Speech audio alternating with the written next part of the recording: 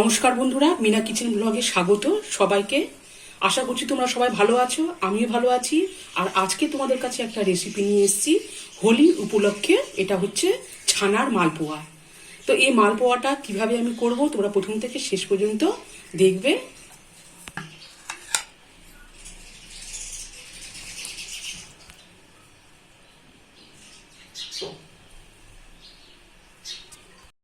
এই দেখো, এখানে 200 গ্রাম সুজির প্যাকেট আছে।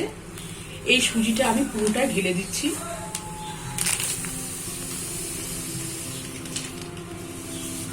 এতে আমি দিয়ে দিচ্ছি জল।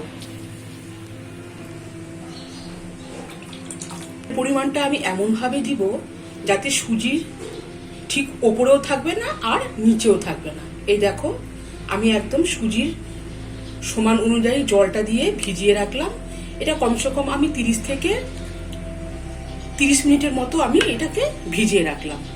দেখো বন্ধুরা, এখানে আমি 500 গ্রাম ছানা নিয়েছি, একদম জড়িয়ে রেখে দিয়েছি। এই দেখো, প্রায় 1 ঘন্টার মতো রেখে দিয়েছিলাম। এই ছানাটাকে আমি এখন মিক্সচারে আমি আরো ভালো করে মিহি করে আমি এটাকে গ্রাইন্ড করে নিব।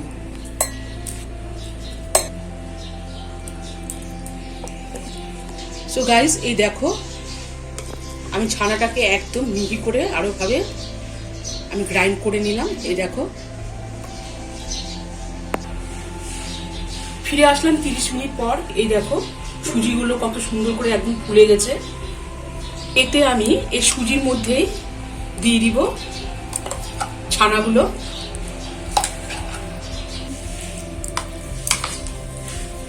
ছানা দিয়ে আমি সুজি আর এই ছানার মিশ্রণটাকে ভালো করে নেড়ে দিচ্ছি। এই দেখো, এটাকে ভালো করে মিশিয়ে দিতে হবে।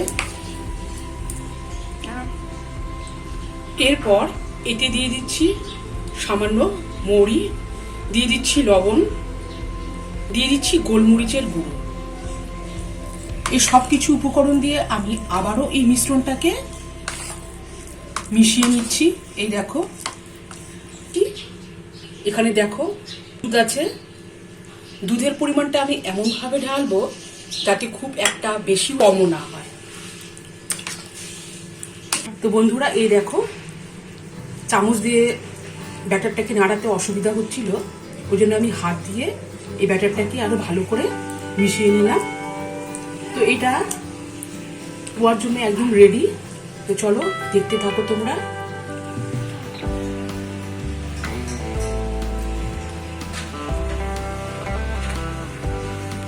তো এই দেখো বন্ধুরা, এইখানে আমি বাসনে জল দিয়ে দিয়েছি 1.5 কাপের মতো।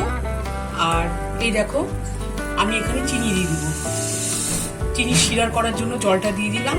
আর এবারে আমি সাদা তেলে মালপোয়াগুলোকে ভেজে নিব। এই দেখো, একটা মালপোয়া এই দেখো রেডি। আমি নামিয়ে নিচ্ছি। একটা মালপোয়া ঢালতে এই দেখো, এক্ষেত্রে আমি তোমাদের কাছে একটা কথা বলে রাখি, আমি যখন মালপোয়া দিচ্ছি তখন কিন্তু আমি একদম লো হিটে রেখে দিচ্ছি, একদমই কম। তারপরে যখন বেশ খানিকটা একটু ফুলে উঠবে, যখন দেখতে পাচ্ছি যে আমি মালপোয়াটা হওয়ার মধ্যে, তখনই আমি কিন্তু ওভেনের আঁচটাকে বাড়িয়ে তারপরে আমি মালপোয়াগুলোকে নামিয়ে নিচ্ছি।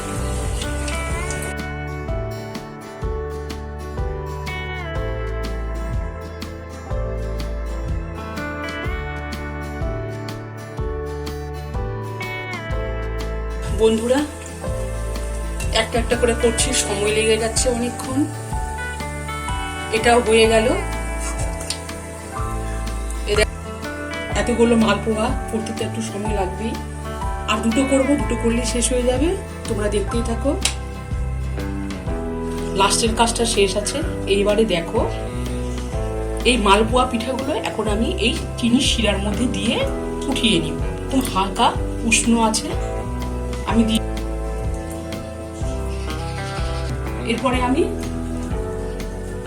এই পিঠ ও পিঠ দুপাশে আমি উল্টে দিব। এটা কিন্তু আমি চিনির শিরার মধ্যে কিন্তু রাখবো, ঠিক আছে?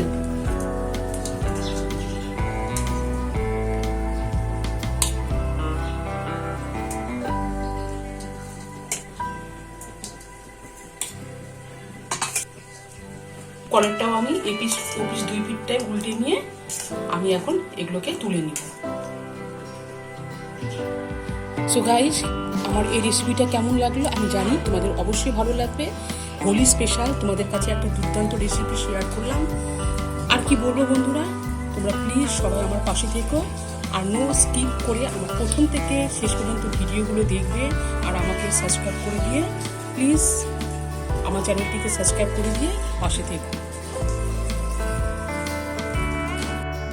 আর এই রেসিপিটা এতই সুন্দর, এত নরম আর তুলতুলে, মুখে দিলেই মিলিয়ে যাবে।